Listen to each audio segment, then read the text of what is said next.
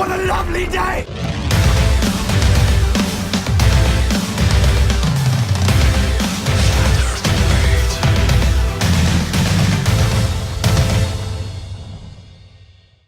Welcome to Flat Earth Debate Live. I'm your host Nathan Oakley, and if you are new to this channel or you've not done so already, then be sure to subscribe and hit the bell notification icon to keep up to date with the Flat Earth Debate. If you'd like to support this channel, there is a super chat that runs alongside each of these shows while they're live. There's also a PayPal, Patreon and crypto link in the info box below the video. If you'd like to join the community debate, then go to nathanoakley.com and check out the Flat Earth Debate Forum. Most importantly, if you'd like to join this discussion right now, simply mute the page you are currently watching, then click the link in the info box below this video to join the panel and express your views on the shape of the Earth. If you do join, please don't swear. If you do, you'll be ejected, and if you are, please don't try to rejoin the stream using sock accounts. You'll be warmly welcomed back on the next stream. Please also share the show on social media. Sharing the show obviously increases the live audience, but this in turn increases the chances of a more diverse panel. So please share the show. And one last time, if you're new to the channel or you've not done so already, be sure to subscribe and hit the bell notification icon to keep up to date with the Flat Earth Debate. Now we are joined by Slick James Johnson. How are you doing? Good morning. Good morning. We're also joined by Chocolate Saying. How are you doing? Good morning. Good morning. Good morning. How you guys doing? The people who have you over the weekend, Chocolate, get like the dulcet tones, the soothing Barry White sound of Chocolate Saying. When we get you, we get the at work on a phone. Not quite so sexy. Yeah, I'm sorry about that. No apologies needed. It's just, you sound like a totally different person, so I'm like, yeah, who's this smooth radio presenter that Ranty or Arwin's got on? Oh, it's Chocolate. That's funny. Yep. How about that? Damn it, that's the third time my mic's clipped. I don't know. I'm not going to fiddle with it now. I'm going to resist the temptation and just be a bit quieter. Yeah, I'm sorry. I'm not using my my wonderful Bluetooth. Fancy giving What's the up, Slick? housekeeping How you a go? doing, man? Oh, Hey, you're Chuck, good with what's happening? What's happening? My bad, What's sorry. up, brother? Do you two not talk over the weekend? You're not in each other's Discord servers and other weekend shows? I'm The sorry, only I didn't sub- hear you, Nathan. Do your paths cross is the question. Do our paths cross? Yeah, you and Chocolate, do you see each other Oh. over the weekend in Discord servers and various other shows that run, or is it just here that you two interact? Just here. Yeah, so far it's just been here. Fair enough. The only other server I ever go on is what's it, Gem Pandas. See, when I go on servers, I go to beat people up. I'm not going to have a good time and that kind of thing. So I look for where I can beat people up, and right now that's the only spot I can find where there's a lot of people to beat up on. Fair enough. I thought that was the main purpose of them, which is why I tend to steer clear of Discord. I mean, I've recently used it because the first Ballbusters, we used Hangouts to allow people to like phone in. Ultimately, I want them to be able to have the same facility to just join.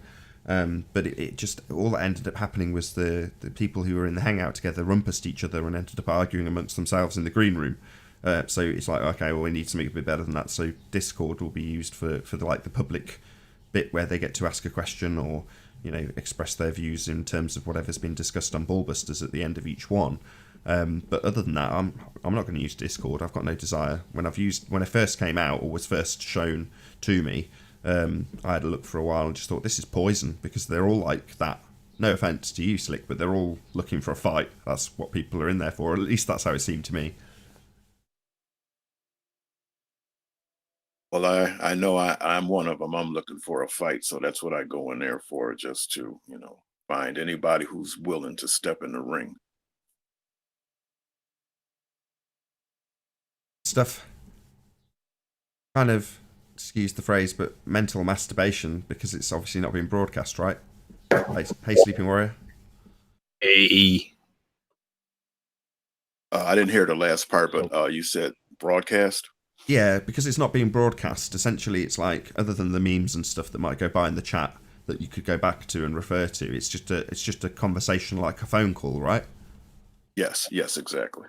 So it's not there's nobody going to go and see you beating up on Globers in Discord. It's for your own mental stimulation. Hey, Paul? Yes. Well, the one I join sometimes, the 24/7 one, they do actually broadcast that one on YouTube. So. Oh, okay. That actually does go out live. Oh, cool. So that's the only one. I haven't been in Gem Panda's server yet. I've been in the 24/7 one. Yeah, you're not missing out on that Gem Panda server. When I walk in there, I've been in there like I think maybe twice, and just all that happens is just the memes come up, and it's like no point in going in there when they're just there to try and hurt. Wow, memes. Yeah, it's like that's what it is. Like, they do it with intention to hurt, and offend, and it's like, why would anybody want to go in there? Well, I have a good time in there myself. No, I don't have a good time in there. I don't find it pleasurable at all. I'd rather go to the dentist and have a filling. Well, maybe, you just have to have a bully mentality. I have a bully mentality, so it's fun for me. Fair enough. At least you're honest. You on housekeeping? Nope, not yet. Rattle through it then. Come on, quick.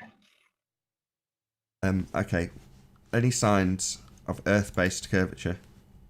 None. Only in maths. Anybody else who's been on the circuit over the weekend? Chocolate, maybe? No? No signs of curvature? Any signs of axial rotation of the Earth-based variety? Definitely none. If it starts with the rotation, you're a moron. Nope, no rotation.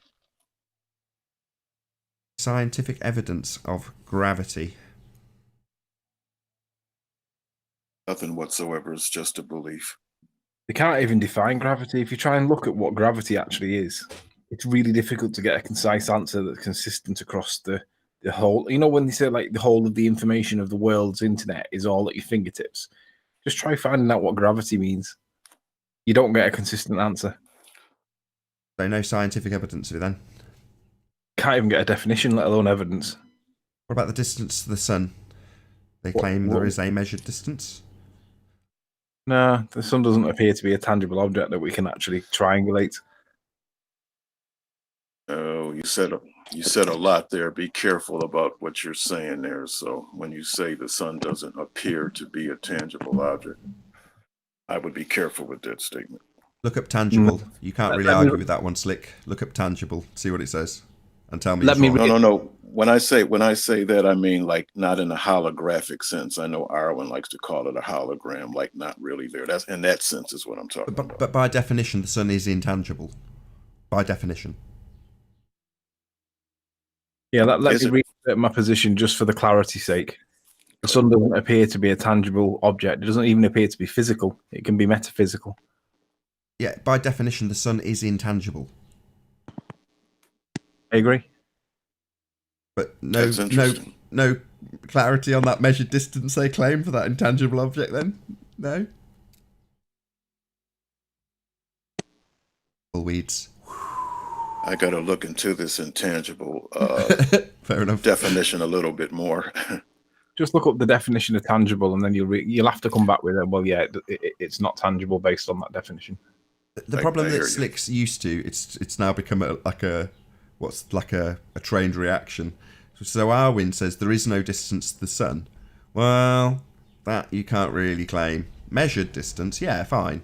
Nobody's got a measured distance for the sun, and the sun is by definition intangible. But to say that means that somebody won't ever, or that it is definitely not, well, that's a bit unreasonable. And I think that's generally Slick's issue with Arwen's statement. There is no distance to the sun, no measured distance. Fine. But answer me this: but when you say intangible, is that saying that it's not an actual physical object? Is that what that means, or no? What have you got for? Let's just look it up. Tangible. Wouldn't that just mean that? Sorry, go ahead. Tangible means perceptible by touch, and we can't touch the sun, so it lacks that. That means that it's not tangible. But then we're left with physical. Is the sun physical? Well, how would anybody know whether the sun's physical? Icarus tried to fly there, right?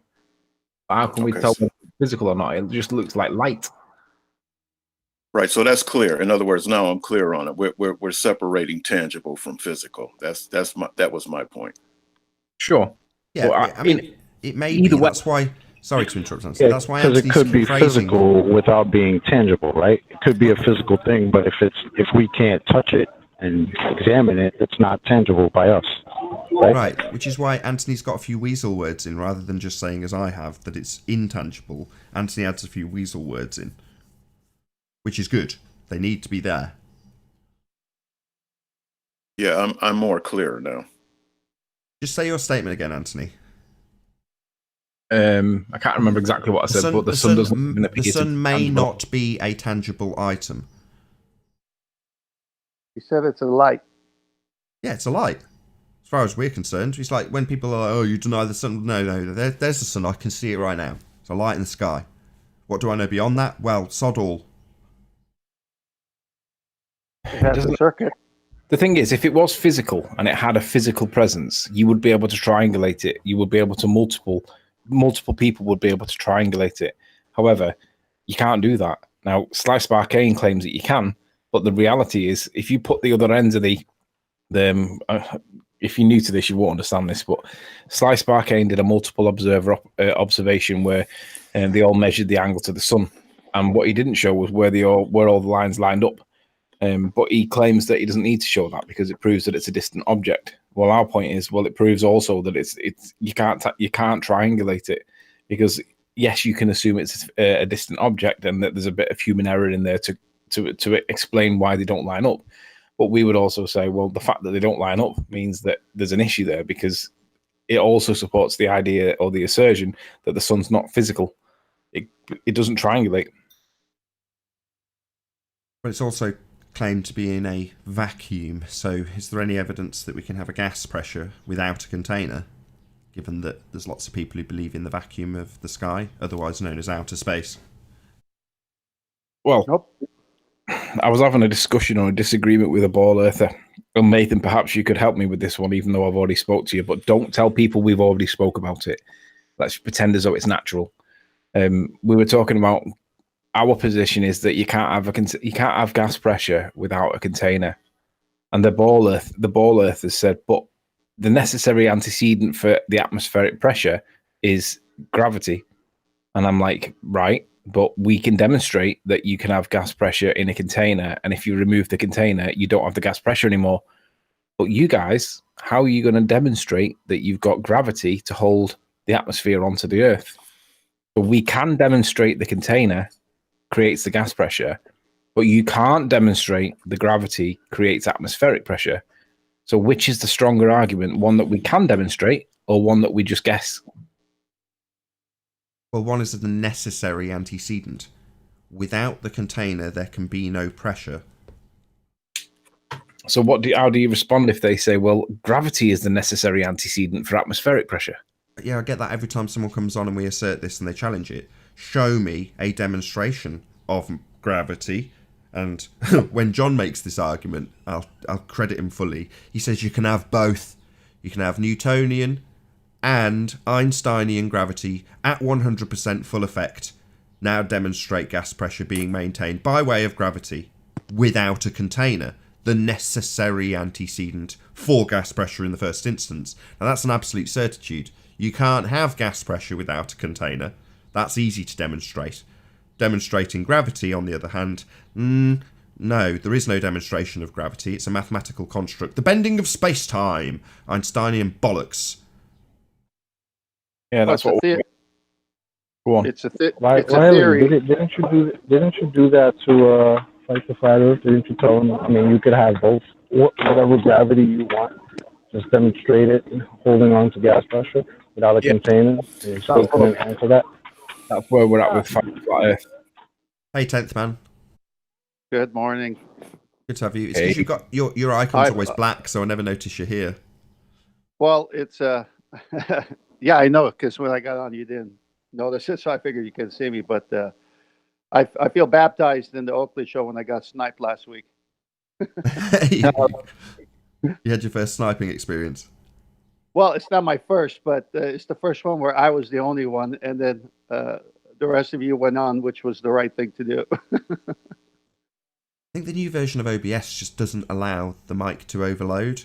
So if I accidentally overload the mic and it's about to clip, I think OBS steps in. Sorry, I'm just watching my mic line get completely turned off when it overloads. Maybe it's just a new feature of OBS. Anyway, sorry to distract off the subject. You feel privileged to be sniped, you say? Don't be. Yes, thank you. It's not good.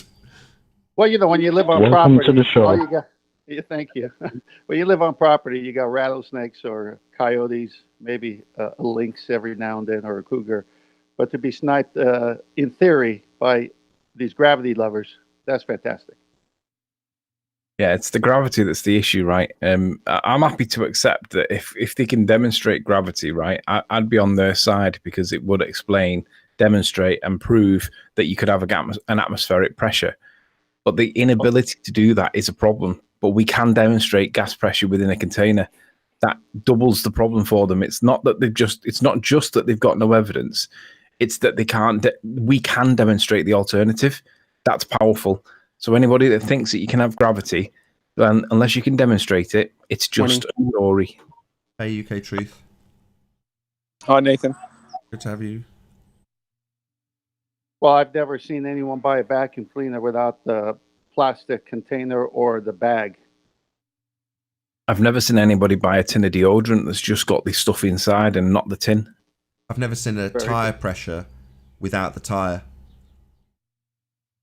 I've never seen an ocean without a coast. That's not gas pressure. Fail, get off. Well, it is because they treat gases as fluids, don't they? And liquids No, are that's fluid. total nonsense. So yes, they might be arbitrarily assigned as being that term, in the same way we're all mammals, aren't we, Anthony? An arbitrary definition that's been applied to certain groups of things. But no, they are no similar than solids are the same as liquids. They have no bonds. They are free to roam of their own volition in any direction. Water has bonds. The two are totally different. Even though they're arbitrarily labelled as fluids, it does not mean that a gas is the same as a liquid. It's not. There's no bonds. Hence, the gas can travel in all directions, expanding to fill the container, unlike water. No, you are right to contrast liquids from gases because of the bonds, I agree. However, they do describe the atmosphere as a fluid. And what my point is that you can't have the oceans without a shoreline. All the oceans are contained with the shorelines all over the world. So on the one hand, yeah, you're right. But on the other hand, it still does apply to the liquids. The gas conform to fluid dynamics.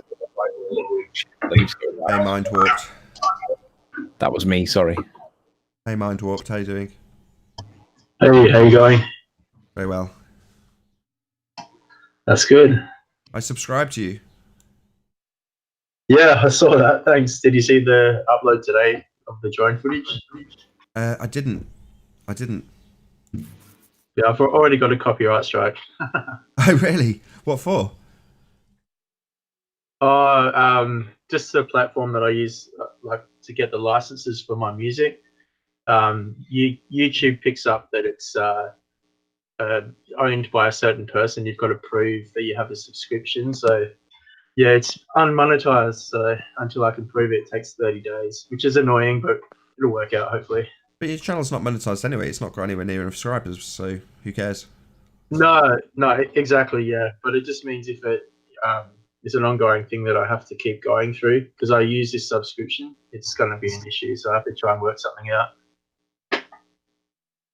Yeah, or you can use, there is a library that YouTube offer you. All you've got to do is actually list the person who's giving you the music. That's for anybody else, maybe not necessarily you if you've already got a means, you've just got to work out. But just for anybody watching, if you want to stick music on, just use the library.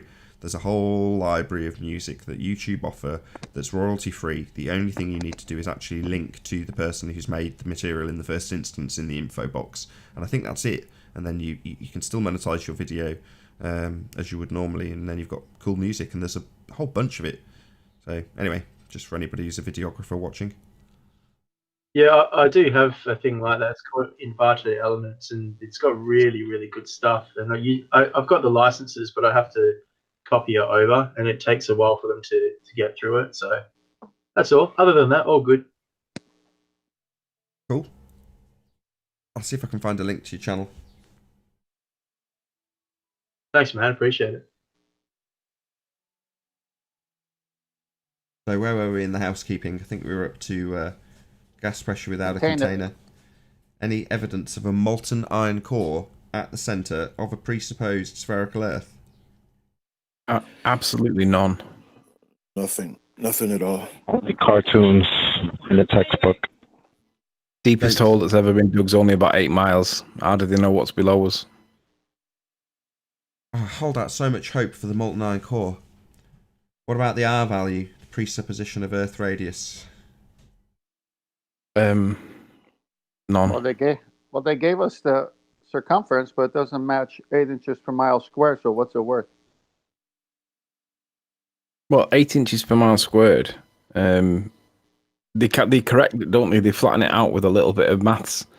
Because basically, with 8 inches per mile squared, yeah, we're seeing a load of stuff that we shouldn't be seeing. So they need a little bit of maths to flatten it out, regardless of how true it actually is. They apply what they say. What they say is a straight line that we see. They say it's not actually straight. They say it's a curve, and it's just enough to make it like a little bit obscure. But 76R, the correction for 8 inches per mile squared is a bit of maths. Light doesn't travel in a curve in the atmosphere. There's no evidence to support that that's true. And even if it was true, there's no evidence to prove that the light's following a curved path over a curve, because light can curve on a flat plane as well. And that can explain why we don't always see as far as what we think we can, if it is actually true. Because sometimes the light would be falling into our feet before getting into our eyes, and we wouldn't see it. So it's like, well, bit of maths doesn't explain or doesn't prove ball. It's just a bit of maths. Well, I think they're put themselves in a bit of a corner because they've already stated the substance. It's 24,901 miles.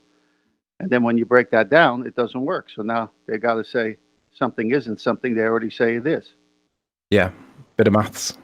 Well, what Anthony's describing is the use They of... probably would have been better off just leaving it vague, saying we don't really know, could just be bigger, whatever. But instead, they gave us an exact number, and now when we match that number against reality, it doesn't work. There's no curvature.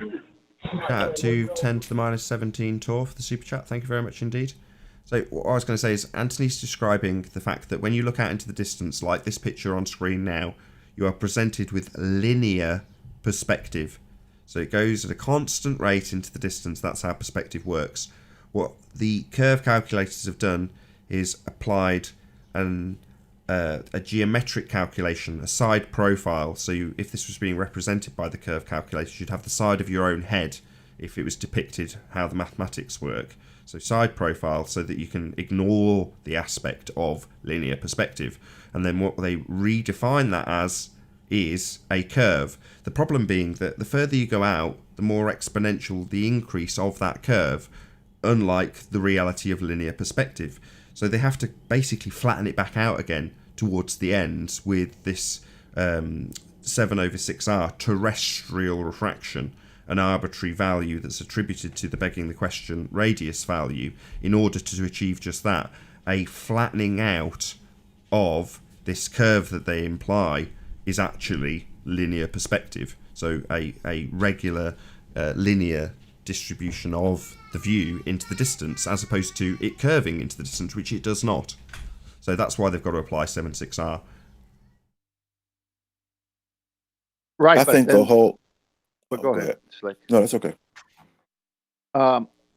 They can do all the math they want, but if you and I are at the seashore, excuse me, if you and I are at the seashore, we can twist our head to the side, either side, and even behind us, depending what's there. but for sure in front, looking at the horizon and to the right and left of it, we're never going to see this little theory and little math trick of theirs.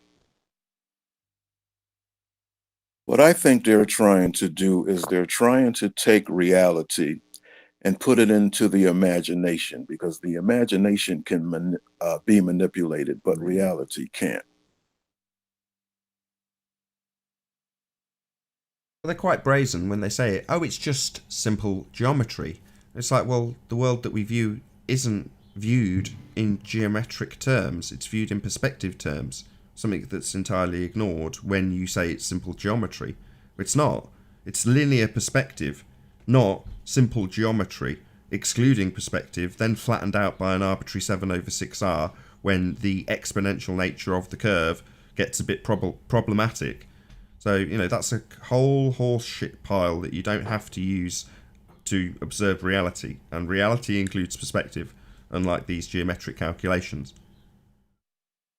It's really gotten bad when they say, yes, you do see a flat, straight Earth, but it's really round. I have double a video that I have a video that I'd like to share. Mind Warped has just put inside chat. If any of you guys need drone footage for an observation, let me know. Are you listening, Mind Warp? Yeah, man, I'm here. All right, what I'm going to do, I'm going to share my screen, Nathan. And what I want people in chat to do is go and subscribe to this guy, because this guy is cool. Share that. His name's Heliocentric Suicide. He's only a new channel. He's only got 17 subs. And he needs to have a little bit more subs, because I think this one video that he's got is quite interesting. And I'd like Mind Warp to go and repeat it, because I want to see whether he gets the same results. Because this guy's got a drone. And what he shows is that when he rises, the horizon rises to eye level. Well, whatever. Not take that bit loosely. He's got these arrows that are fixed on screen. And as he rises, the horizon rises with him, right? It doesn't drop. Now, the argument was that the pitch of the gimbal was obviously changing whilst he was doing the altitude rise. And he's got on screen now showing that the gimbal did not change.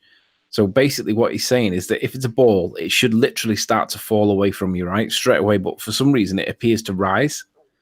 Now, this is supported by Walter Bisslin's calculator, the curve calculator that he's done. That's what he says should happen on a plane. So what he's done is he's tested it. He's gone to see whether or not, because I didn't know whether this had happened or not. If somebody said to me, would this do this? I would have said, no, it'd go the other way a little bit down, because that was just my view on it. So basically he's gone and done it, and he's not got it to support the ball. He's got it to support flat, and Walter Bisslin's calculator supports it. So what I've done is I've passed it to Deep Inside the Rabbit Hole, and I've asked him would he have a go of repeating it with his drone, with his own drone. And the problem he's got is that the visibility recently has been shocking. Even though the weather's good, the visibility has been naff.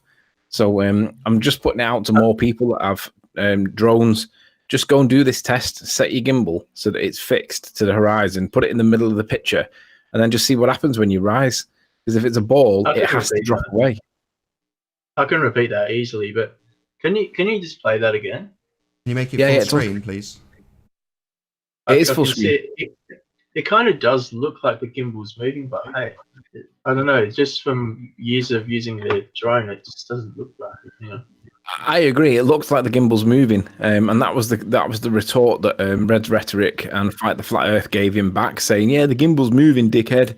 And he was like, "No, the gimbal's not moving. I can prove it." So what he did was he let me go back to the one where he showed it. He went and did it again with, I think it was this one. No, it was the third one. Shout out to Flat Earth Moon Bear for the super chat. He says Nathan is ace. Thank you very much. I'll take that compliment all day long. So here we go. You can see that the horizon is clearly rising, right? For whatever reason, right? And it does look like the gimbal's moving, right? So in response to criticisms that the gimbal was moving, he went out and he did it again. And now he's showing that the pitch on the gimbal, the gimbal pitch did not change at all. He fixed it. So there's no movement in the gimbal. It's a fraction of a movement. Presumably it's caused by wind maybe or whatever.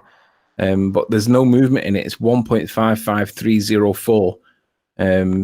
I don't know whether this counts as a movement here where it changes, perhaps. Maybe it does. I don't know. I don't really understand what I'm looking at here. But he said that there was no... Where did he get these? Because on my drone, I don't know where I can get this kind of information. But, I mean, if you have a look on the video I've got there, I've gone up to about... That's not very high either. Like, you need to go a lot higher than that. It looks like he's only flown up about 50 to 100 meters max. Well, that's why I'm asking, would you try it and see what you get? Yeah, definitely. I'll fly up heaps higher than that. Like, yeah, that's what I said. The other thing that we could do as well is put a solar filter on it and then see what size the sun is at the horizon when you're down low, and then shoot up as high as you can get. Shoot up as high as you can get and see what size the sun is from elevation, and then see does it actually change size when you go up in elevation. But you know why this happens, right? Same reason it happens or same reason the book disappears or the light disappears on the angle of attack video. You lower your elevation and your horizon is nearer in the foreground because you've got a reduced angle. So obviously if you increase your elevation, you're going to force that out further. And in the case of the small scale version of this, the book that had vanished will reappear at the bottom of the cupboards in my video that disappeared to angle. They go into the near or mid foreground rather than the background because you've changed your angle. Well, I actually think the issue that they've got on that video there is where he's placed those markers. He's actually not got them on the horizon. He's got them quite far in, and you don't really notice until he comes up a little bit that those markers should be he should be putting that marker back once he gets up to that, about 50 meters high, then place the marker. So then you've got nothing in the way. And that's where he should be placing the marker now, and then go up from there. I don't think the position of the markers is important, the exact position, because they're relative, aren't they? As long as the markers are not moving, it doesn't matter where they're positioned. You can see relative to the markers that they're not, that the horizon appears to be changing. All I'm saying is that it's an interesting observation. Let's see if other people can. It is a good observation. Well, I wonder if you can apply that to one of that link that I put up there. I go up like at least three times as high as that. So you can probably try it out for yourself on that link that I put through. You can try even giving us a shout out if you want. What? You see this when you're on an airplane going up, when you look out the window. DITRH made a comment. I'm sorry, Temple. Go ahead. I said, oh, it's all right. I said, every time you go up in an airplane, just stick your eyes out the window, and as it's going up, the same thing happens. This is just proving the horizon rises to the eye level. Sorry, bear with me. Right, just before you go off his channel, can you just click on his link for share, copy the link for this video, and just put it in the chat, Anthony, just so people can go subscribe to him. He's only got like a handful of subscribers. Yes. Share. If you can copy that link, just share a link. Share what link? I don't see a link. Yeah. Has that gone wrong? I have done yours mind warped. So I'll just address this super chat. So Leonardo de Gonzalez, thank you very much first of all for the super chat. It says, hey Nathan, you should go over to Owen Benjamin's or get in touch with him. He is looking for a professional in Flat Earth to talk to.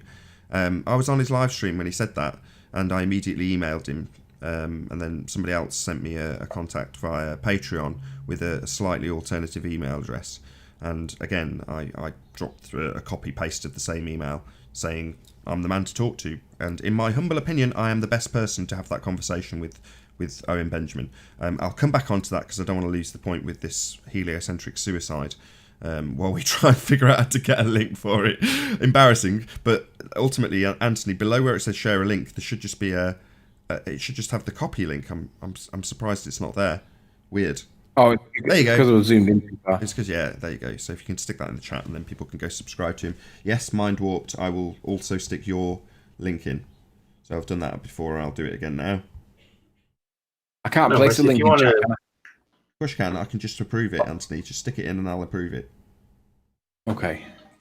So Mind Warped, that's the one that I've just stuck in. And then this is Heliocentric Suicide, which is the video with the drone footage and the arrows that we've just been watching. So hopefully Anthony will post that in the chat and you can go and subscribe to him. He's got like 30 subscribers, and I hate to see it when people are actually doing content like that they've got so few.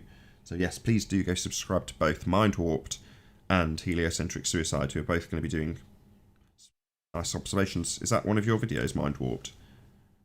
It is. That's just the one that I put up today. Beautiful. So I just I'll make put it it full up screen. in the Excellent. background if you want. Yeah, you're on in your full screen. So Anthony's just put the link in. I've just approved it. So I don't know if you want to do it just once more, Anthony, just so I can approve it twice. I've done it. So while that's going on, so Ebon Kim says, Owen Benjamin will never debate anybody about Flat Earth. No, he specifically said he wanted to talk to Eric Debay. Then Eric Debay did his usual Eric Debay thing and started calling him a shill. I don't know this firsthand. It's purely what I've got off the back of Owen Benjamin himself describing what Eric Debay did. Now, on the inside, we all know what Eric Debay's like, so not really a surprise to any of us. But his audience still wants to talk or see him talk Flat Earth with somebody. Now, I'd like to be that man. I think I'm the best person to do it. I relate to Owen Benjamin in a lot of what he says, and I think I'd have a good laugh with him doing so, as opposed to it being Savanier, which is his little bit about Eric Debay. He's decided to describe him like what's the film Zoolander, where they're all like, he's so hot right now. He's got this character called Savanier. He's like talking about the chat, going, oh, is Savanier here right now? Oh my god. You must talk to Savanier. You know. And he started off the skit by describing it like Savanier's come to a house party and he stood outside even though he hasn't RSVP'd, and all the people in the house are like, oh my god, is Savanier here? And Owen Benjamin saying, no, we're just playing a game, right? We're just playing a game of whatever, you know, a party game, and he can wait, you know. And everyone's like, oh no, but you must talk to Savanier. So he goes outside and kills Savanier. He's like, well, now no one's talking to Savanier because I've killed him. I don't know, it's hysterical. Obviously I can't deliver the lines like he does, but nevertheless it was very amusing, him describing Eric Debay like this overprivileged Ponzi, you know, like the guys out of Zoolanders, like the models. So hot right now. Who's Eric Debay?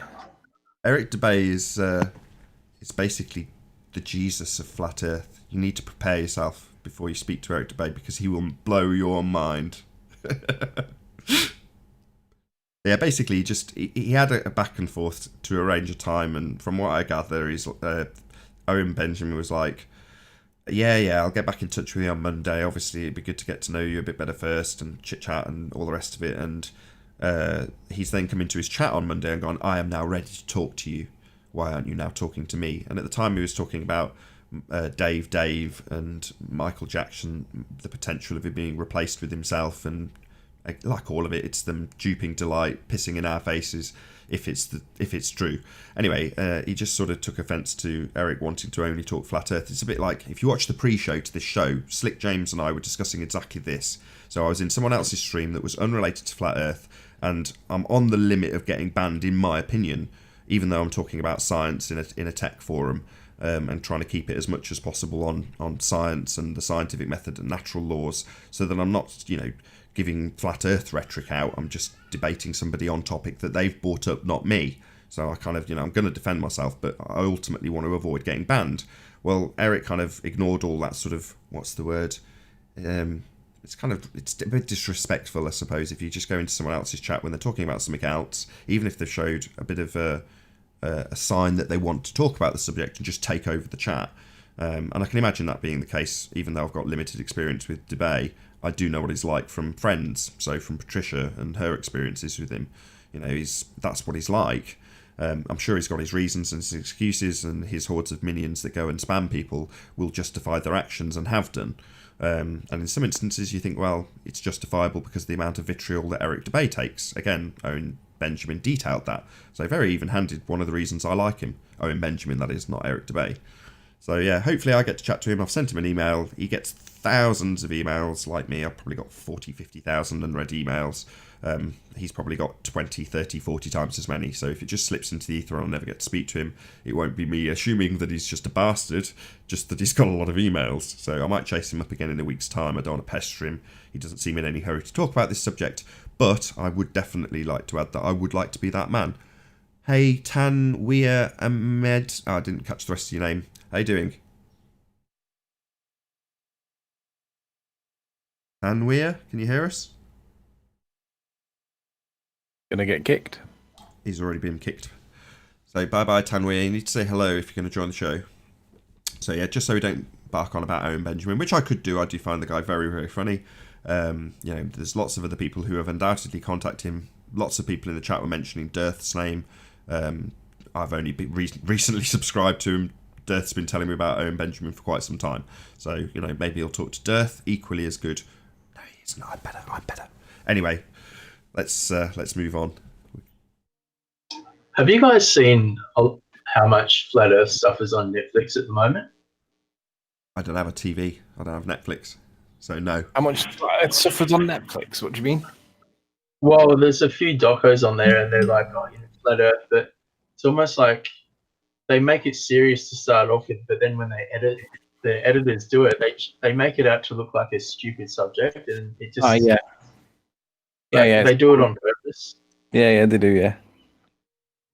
Yeah, first line I was of watching attack one the is- other day, and it had like a lot of famous people on it, famous flat earthers, and the way they edited it just made it look like they were just complete morons. But we know they're not. But yeah, it's just, I think there was a reason why they actually started producing it, just to try and throw people off. They want the first instinctual reaction to be ridicule, to mock and ridicule and assume we're boneheads or Philistines. I ran across a video that Neil deGrasse Tyson did, and it said Neil deGrasse Tyson says the Earth is not flat, and it had 4.2 million views. So that means that there's that many people that are interested in the subject. Well, he thinks it's a pear shape, doesn't he? Well, I mean, that's exaggerating his point, but it's just interesting that when he makes a video about the Earth not being flat, that many people want to hear about it. That means that there's an interest much bigger than I think people realize.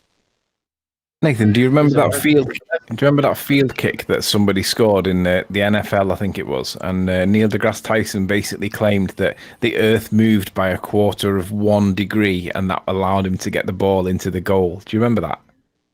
Yeah, I mean, Neil deGrasse Tyson's a high priest of wizardry, so he gets to use the highest order of doublespeak. So that's an assist to our argument. But he and I will never have that conversation, so it's so disjointed from how we would utilise that. But I cite that. So he is essentially pointing out that you have an apparent deflection. So the ball travels in a straight line, the bullet travels in a straight line, and the Earth rotates underneath. That's the Coriolis effect. In fact, he put it in the tweet. Oh, if it wasn't for the Coriolis effect, I never know. I didn't actually see the tweet. So did the goal get made or lost? I don't know. It got made. It got made. I saw it, and I saw him actually saying what Anthony just said. So a field goal is made as a result of the Earth turning and moving the goalposts to such a fraction of a degree that it bounces in rather than bounces out. So it's alleged by this high priest of wizardry that the Earth turns underneath the ball. Well, that's our argument. Well, if the Earth turns underneath the ball, it also turns underneath a helicopter and a plane, and the continent you're travelling to would come towards you as you travel towards it. But that doesn't happen. East to west, west to east, they're basically the same flight times, bar tailwinds. Well, that wouldn't be the case. There'd be massive differences if you're on the equator, for example, and the continent that you're travelling to is coming towards you at 1,000 miles an hour. But that doesn't happen. But he can say that. He can actually assert the Earth turns underneath without anybody realising it because he's out of a football game.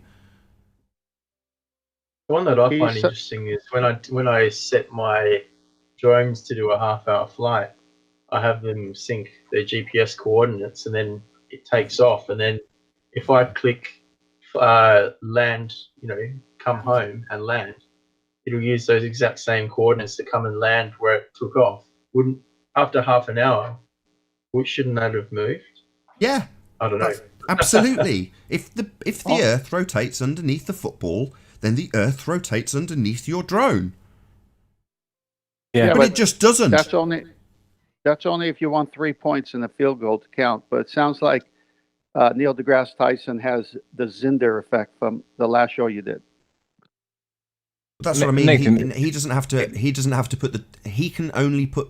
He can get away with the single section of the doublespeak, and no one bats an eyelid except us. So he's not going to say the contradiction in terms that is the planes not having the Earth turning underneath them, or the drones not having the Earth turning underneath them, or the Earth not turning, because he's the high priest of that particular religion. So he's never going to say that, but he will put across the damning part of the rhetoric that we can never get the globeheads to just straight up admit to. So the Earth rotates underneath then, does it? Well, that's what he's actually asserting, but he'll get away with it, but that's because he's Neil deGrasse Tyson. You know, Zinder, as soon as he said it, he's screwed, because then it assists our argument, because the Earth doesn't rotate underneath this drone. It doesn't rotate underneath a ball. It doesn't rotate underneath a bullet. It doesn't rotate underneath an aeroplane. It doesn't rotate. Is it in the clip playing? But he can get away with it because he doesn't have anybody challenging him on these points. He just says the Earth rotates under the football, and everybody just believes him because he's the guy that drops mics to prove gravity. If you can pop yourselves on mute, just so Anthony's, I don't know if Anthony's set up. Yeah, Anthony's audio will come through. This video I've got playing in the background here, can you see there? I was up about 150 meters. Do you want me to rewind it? Then I kind of came down a little bit. I wonder if you can see the same effect that you were showing on your last video. Cool. Yeah, if you can cue that up, hopefully we'll hear Neil deGrasse Tyson from Anthony. Yeah, let's do Neil deGrasse first, and then we'll come back to yours in a sec. Got a sniper. Jonathan Doherty. Somebody get him. Yeah, he's gone. Well done. Did anyone get removed? He was my sniper. I'm still here. He's in the back channel. Well, he's gone. Right, so this is Neil deGrasse talking about Coriolis. So let's hear what he says, because it's listen to how he makes it sound so like romantic almost. It's fantastic. Here it was. Tense, right? Everybody's silent, and the ball comes up, and it careens off the left upright and goes in for the win. Wow. And I said, I remember this. That's what I'm saying. I remember this That's tweet. what I'm saying. So I'm there, and I said, wait, hang on, this. How long is it? So I checked the stadium on its configuration, what's longitude and latitude, and I said, I did a quick calculation, and I tweeted, the winning field goal in that game was aided by a 1/3 of an inch deflection to the right from Earth's rotation. So basically, why are footballs subject to it, but planes are not? I don't find that funny. I know you're laughing. That makes my blood boil.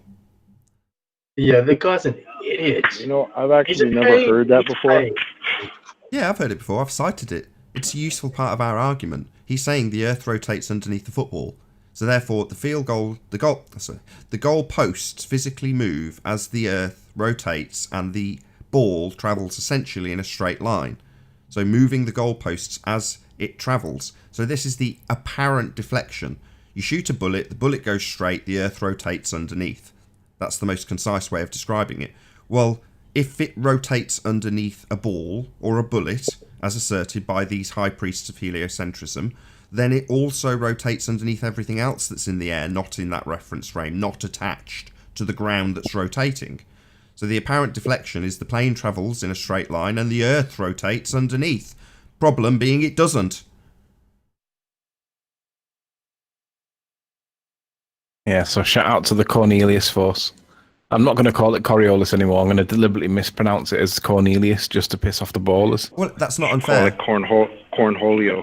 No, Coriolis is real. Cornholio force. Hold on. The Coriolis effect is real. If you are on a roundabout and the roundabout is turning and you are holding a ball, the ball turns with the roundabout. Single, one reference frame.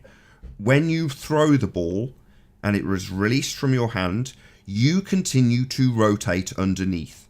The ball travels in a straight line, but from your position on the roundabout, the ball appears to take a curved path. It is not actually curving, it continues in a straight line, but because you rotate underneath the reference frame of the ball, it appears to curve. It's ultimately due to the reference frame underneath rotating. Now, the Coriolis effect is real. It's asserted that Earth has a Coriolis effect. The problem being that helicopters, drones, planes, or anything else that enters that second reference frame should experience the Earth rotate underneath. But it doesn't, because the Earth doesn't rotate.